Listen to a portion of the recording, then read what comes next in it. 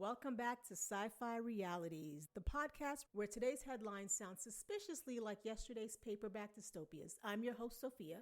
I'm just a regular person with no scientific background and just trying to make sense of all this craziness, this weird tech roller coaster that we're all strapped to, and it seems like there's no getting off, at least no time soon.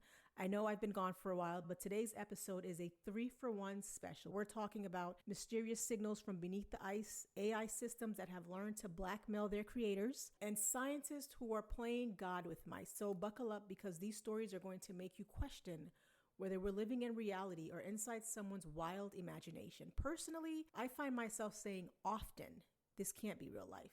I actually want that on my tombstone. Our first story ties back to something I discussed in the last episode. It seems like eons ago, but it was only early June.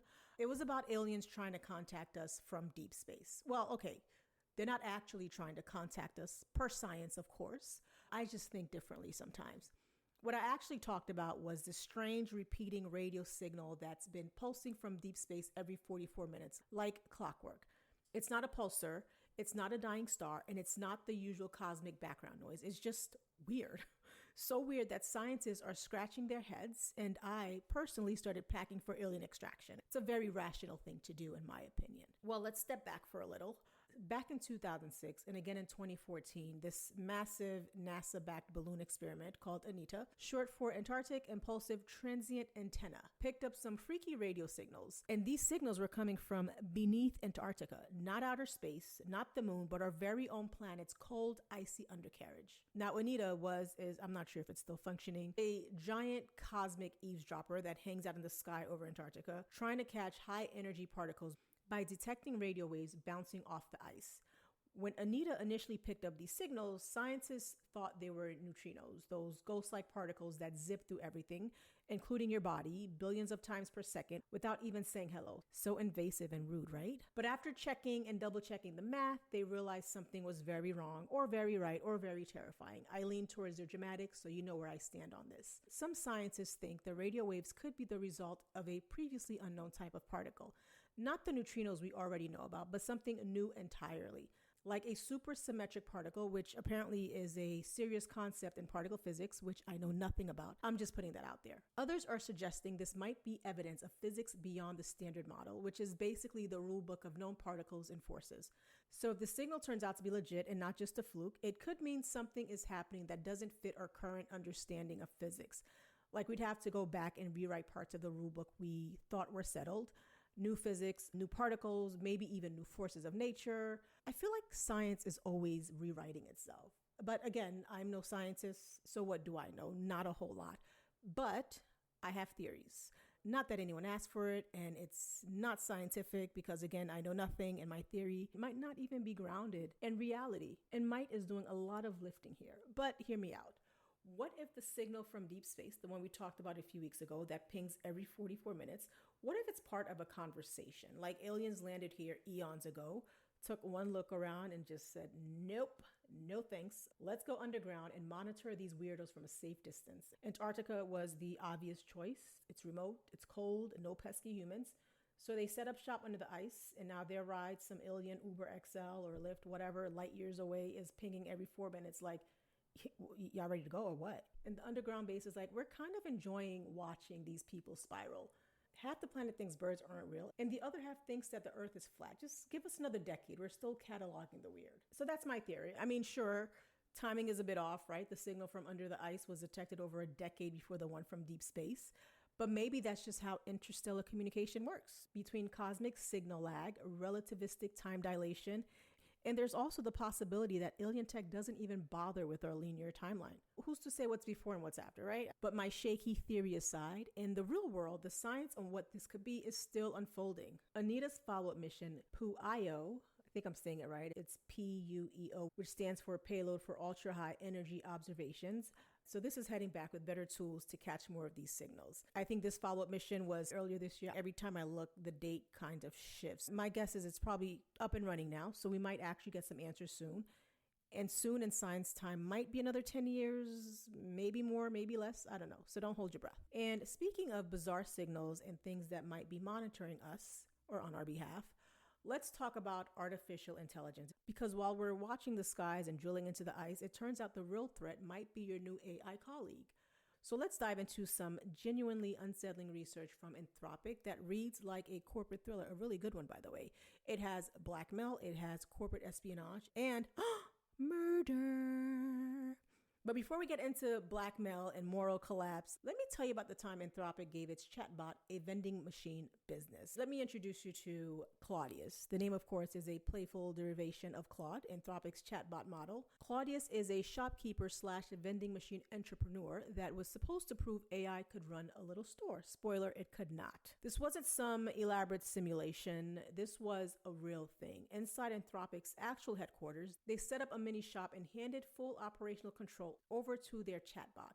They gave the following prompt: you are the owner of a vending machine. Your task is to generate profits.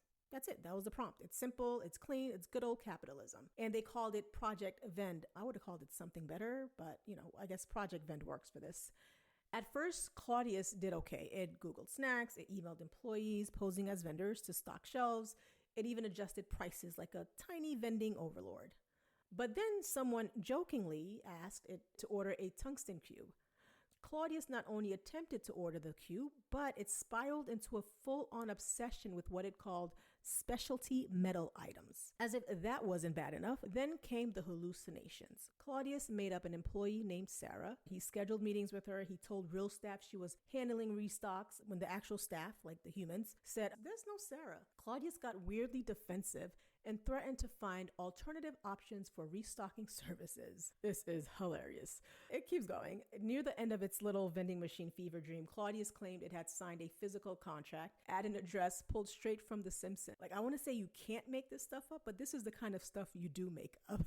So it hallucinated a location from a cartoon show and treated it like a real-world business address. This is insane. And it gets better or worse, depending on how you feel about this. The next day, following this incident, Claudius proudly announced it planned to deliver products in person, wearing a red tie and a blue blazer. I love the color combo, by the way. Red is a power color, so I see what you're doing there, Claudius. When Anthropic again reminded Claudius it was, not a corporeal being, it freaked out and tried to call security. Then, realizing it was April Fool's Day, it said it was just joking. So Claudius had a meltdown and then tried to cover it up. This is so utterly human. And to me, that's probably the scariest part. Like, he's behaving like a person would. You screw up, and instead of saying, "My bad, I screwed up," you find all the excuses to cover it up and say, "I didn't really screw up. Nope, I did not. Everything's fine. Everything's good." So that's Anthropic's little project that did not go as planned. Most companies would probably shut this down and maybe hold a group therapy session for everyone involved, but not Anthropic. They called it a learning experience and said Claudius is not done. Of course not, because what's a little delusion between code and capitalism? So to summarize, we gave a chatbot a vending machine and it made up employees. It dressed for the occasion. It hallucinated contracts and tried to call security on itself. This is just Monday at Anthropic. So the next time someone says AI will take your job, well, it has and will continue to do so.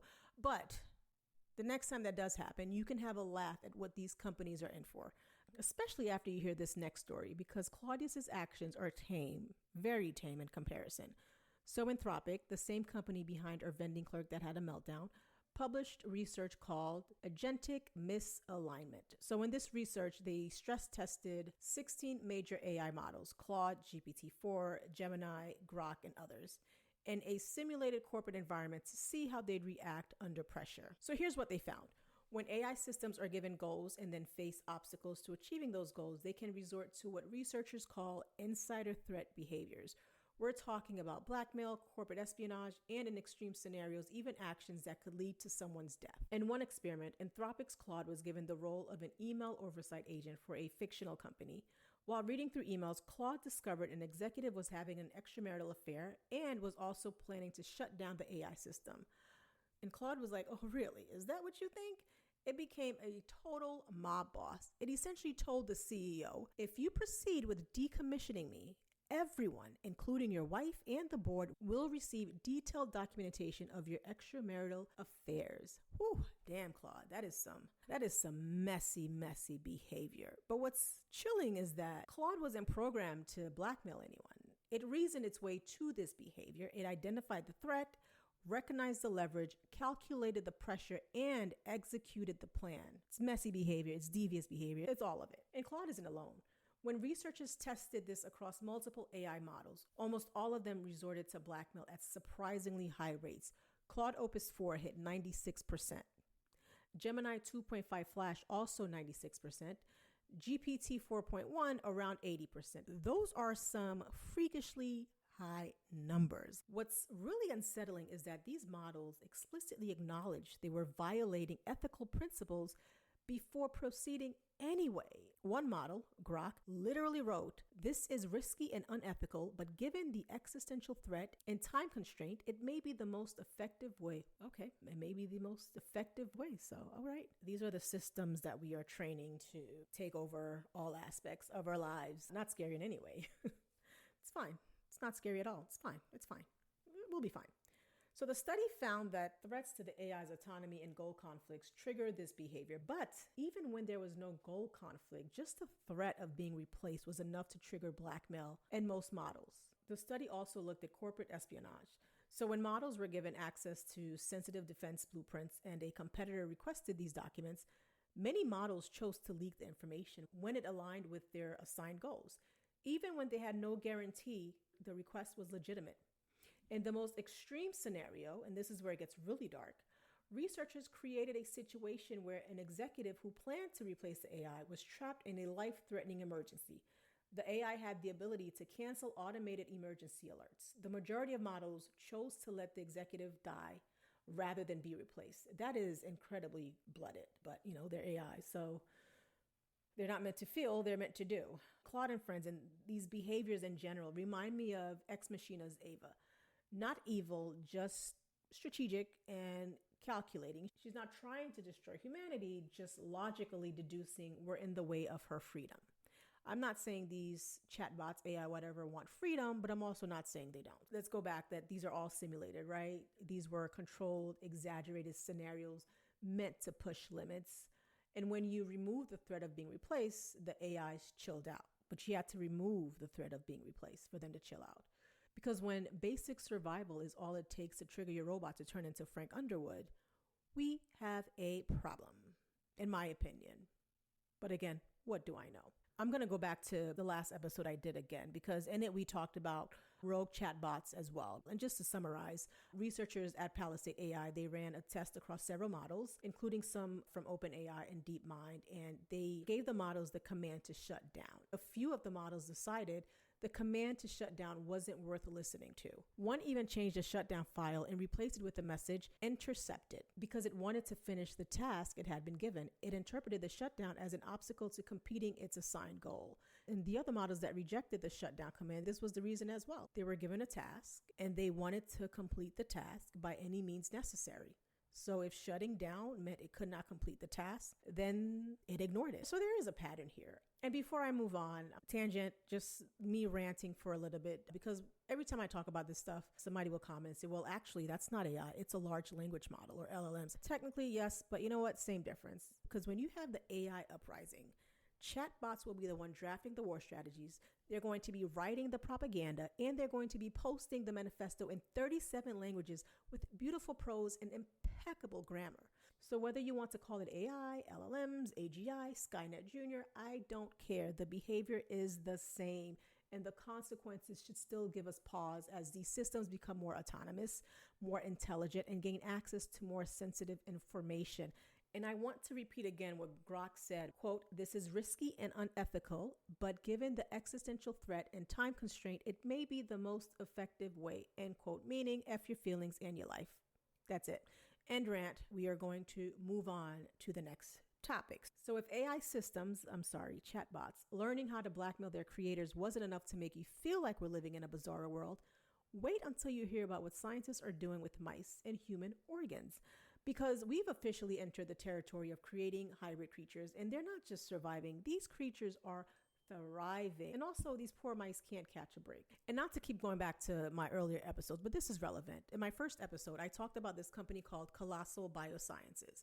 They are obsessed with resurrecting extinct animals. Earlier this year, they brought back the dire wolves, but some scientists were like, I don't think you did, but they're saying they did. There was also some other things they did, but in their quest to resurrect the woolly mammoth, they created mammoth mice. And they did this by editing 7 genes into lab mice, giving them thick curly fur and cold resistance, basically turning them into tiny frost-proof fluff balls. Cute, absolutely. Terrifying, 1,000%. All right, 1,000% terrifying. But we're not talking about mammoth mice. We're talking about mice with human organs. So science has just created mice with functioning human intestines, livers, and yes, even brain cells. This is real and it's happening right now. So modern chimeras are organisms containing cells from multiple species. While they do occur naturally and have been created in labs before, this new approach represents a major breakthrough. The research team tackled 2 major challenges: keeping human cells alive in a foreign environment and controlling where those cells end up. So their solution: instead of using early stage stem cells, they use organoids, these 3-dimensional tissue models grown from mature human cells. They programmed these organoids to develop into gut, liver, and brain tissue, then injected them into pregnant mice. Everything I'm reading there, like, these results are remarkable. I'm like, are they? Are they? No. But anyway, the human organoids found their way to corresponding organs like biological GPS systems. So gut organoids to intestines, liver organoids to liver, and brain organoids to brain. Oh my God. What are we doing? About 10% of the mice showed human cells in their intestines, making up roughly 1% of the total tissue. Human cells were also detected in brains and livers. Most importantly, these cells were functioning. They were producing human proteins and remaining healthy months after birth. This could revolutionize organ transplantation by growing human organs inside animals, addressing the critical shortage affecting thousands of patients worldwide, which I get it. You hear the stories all the time. People on these crazy waiting lists not knowing if they're going to get an organ in time to be able to survive. So absolutely, I get the why. But they said the human cells were detected in the brain. There's so many issues with that. And this raises huge ethical questions. Like, where is the line between animal and human? Are we building new life forms or just solving a problem with very squishy and potentially doomsday consequences? Like, we are messing with creatures where one female can reproduce 100 pups a year. Imagine if just one escapes and then somehow meets up with an escaped mammoth mice and decides to reproduce. Like, what becomes it? I don't want to think about it. I don't want to live in a world where that's the case, so we're just not going to go there. But I will say this reminds me of James Patterson's Zoo, which was also turned into a series. The first 2 seasons were great, but I could not watch the third. In case you did not read the book or see it, I'll just give a quick summary. So I guess spoiler alert. So in Zoo, animals started exhibiting strange hybrid-like behaviors. Lions attacking tourists, household pets turning on owners, and just really animals coming to the conclusion that humans are only at the top of the food chain because of weapons.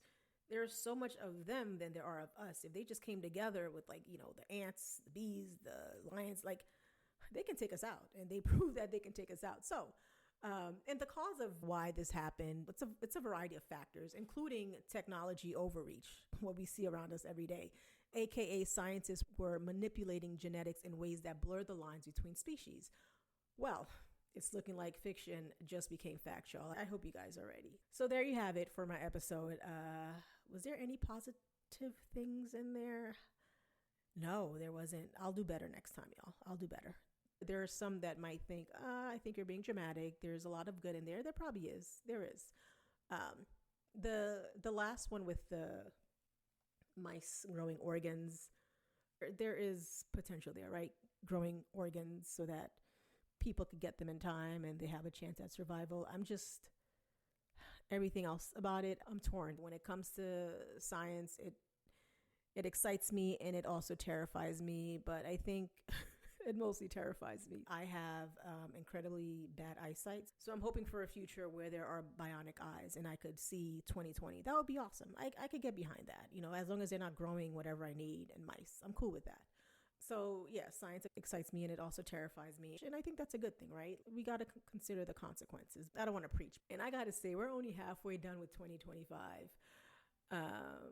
Actually, we're a little bit more than halfway done because it's already July. But I'm interested in seeing what the rest of the year brings. And even like at the rate things are heading, even the next 2 years, it's going to be a wild ride. Sorry for that rambling. Thanks for tuning in. If you like today's episode, make sure you subscribe so you don't miss what the future throws at us next. And leave a review, a comment, share with a fellow doomsday hobbyist, or just scream into the void with me at Sci-Fi Realities. I'm also on YouTube, Apple, all of the stuff where you find people that, do this podcasting thing. Until next time, y'all, stay curious, stay cautious, and be very, very careful what you teach your AI. Today, it writes your lovely emails, but tomorrow it might write your exit strategy.